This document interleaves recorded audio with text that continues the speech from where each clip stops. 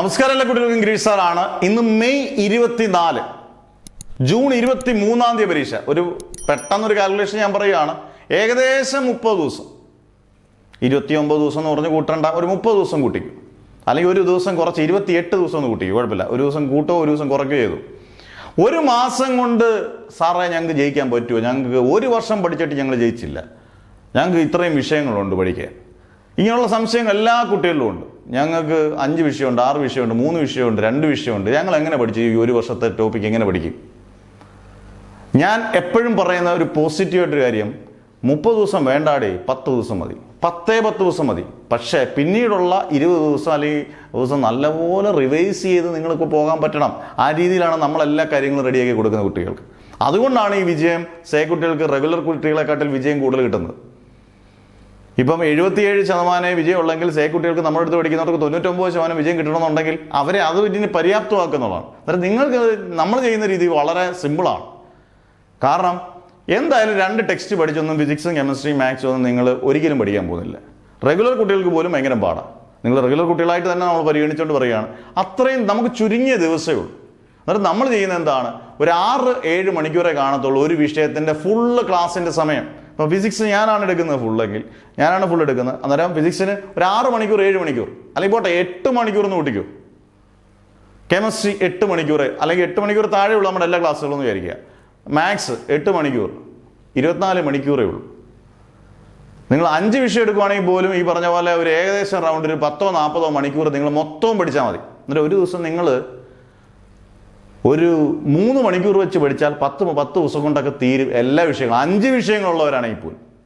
അന്നേരം അത്രയും കുറച്ച് മതി. അല്ലാതെ വലിച്ചു വാരി പഠിക്കുകയും കുറേ പഠിക്കാനുള്ള നോട്ടുകൾ പഠിക്കുകയും ചെയ്താൽ നമ്മൾ ഒരിക്കലും പരീക്ഷയ്ക്ക് ജയിക്കില്ല. അത് സത്യസന്ധമായ കാര്യമാണ്. അത് നിങ്ങൾ ചെയ്യേണ്ടത് വളരെ കൃത്യമായിട്ട് ഉള്ളത് നല്ല പോലെ നമ്മളെ പാക്ക് ചെയ്ത് നിങ്ങൾക്ക് അങ്ങ് തരുവാണ്. ഇനി ഇത് അങ്ങ് പഠിക്കുക എന്നുള്ളതേ ഉള്ളൂ. സിമ്പിളായിട്ടുള്ള നോട്ട്സും കിട്ടും. അന്നേരം നിങ്ങൾക്ക് വളരെ പെട്ടെന്ന് അത് പഠിച്ചെടുക്കാനും പറ്റും. ഇതാണ് നിങ്ങൾക്ക് പലപ്പോഴും പ്രശ്നങ്ങളുണ്ടാക്കിയത്, പഠിക്കുന്നതിന് തടസ്സമായി. ആ തടസ്സങ്ങൾ മാറി ഈ 30 ദിവസം കൊണ്ട് ഈ പറഞ്ഞ കുറഞ്ഞ മണിക്കൂർ ഇമ്പോർട്ടൻറ്റ് ക്വസ്റ്റ്യൻസ് എന്ന് പറഞ്ഞാൽ ആ ക്വസ്റ്റ്യൻസ് പാറ്റേൺ അനുസരിച്ച് നല്ല വ്യക്തമായിട്ട് തയ്യാറെടുത്ത് നിങ്ങൾക്ക് അധ്യാപകർ ചേർന്ന് നല്ലപോലെ തയ്യാറെടുത്ത് പ്രിപ്പയർ ചെയ്ത നല്ല ക്വസ്റ്റ്യൻസാണ്. ചുമ്മാതെ അങ്ങും ഇങ്ങനെ നടന്ന ക്വസ്റ്റ്യൻ അല്ല, കൃത്യമായ ക്വസ്റ്റ്യൻസ്. അതിൽ നിന്ന് 100% ചോദിക്കുന്നല്ല, അതിൽ നിന്നൊരു 80% 70% ചോദിക്കുന്നുള്ളത് ഉറപ്പാണ്. ആ പോസിബിലിറ്റി തന്നെ നിങ്ങൾ ഡബിൾ പാസ് അല്ല ഒരു 45-50 മാർക്ക് മേടിക്കും. കാരണം നിങ്ങൾ ജയിക്കാൻ വേണ്ടി നമ്മുടെ കഷ്ടിച്ച് ജയിക്കാൻ വേണ്ടി ബാച്ച് ചേരണമെന്ന് ഞാൻ പറയത്തില്ല. ഡബിൾ പാസ് മേടിക്കാൻ വേണ്ടി മിനിമം നിങ്ങൾ ആഗ്രഹിക്കാവുള്ളൂ നമ്മുടെ ബാച്ച് ചേരുമ്പോൾ. അന്നേരം അങ്ങനെയാണെങ്കിൽ ഉറപ്പായിട്ട് ഈ പറഞ്ഞ പോലെ 30 ദിവസത്തിൽ നമുക്ക് 10 ദിവസം കൊണ്ട് പോർഷൻ തീർത്താൽ, നിങ്ങൾക്ക് എല്ലാ സീനിയേഴ്സിനോടും ചോദിച്ചു നോക്കിയോ, എഴുതിയേക്കുന്നത് 10 ദിവസം കൊണ്ട് പോർഷൻ തീർക്കും. വീണ്ടും നിങ്ങൾക്കൊരു 10 ദിവസം കൊണ്ട് പഠിക്കും, വീണ്ടും പഠിച്ച് 2 വട്ടം 3 വട്ടം റിപ്പീറ്റ് ചെയ്തിട്ട് പരീക്ഷയ്ക്ക് പോയാൽ ആരാടെ തോക്കുന്നത്? ഒറ്റ കുട്ടികളും കേരളത്തിൽ തോക്കത്തില്ല. പക്ഷേ അതിനൊരു മനസ്സ് വേണം.